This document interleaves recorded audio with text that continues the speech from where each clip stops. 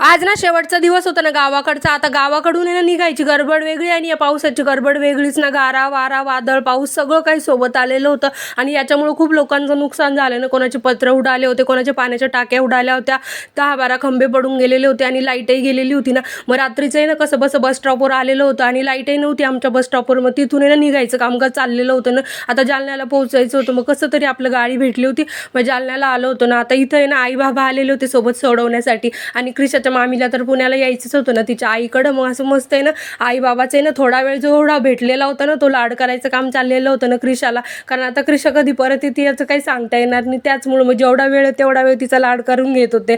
मग आता कसं तरी तिथून बस स्टॉपवर बसलं होतं. आता आई बाबाला गाडी भेटती की नाही त्याचं टेन्शन होतं ना, पण तेही लवकर भेटून गेली होती नशिबानं, कारण गावाकडे लवकर गाड्या भेटत नाही. मग सकाळी असं घरी पोहोचलं होतं, पण क्रिशाची एनर्जी जशाची तशीच होती ना. इकडं मस्त अशी क्रिशा आहे ना मस्ती करत होती. मग घरी आलो, छान असं चहा पाणी नाश्ता केला होता आणि मग दिवसभर आराम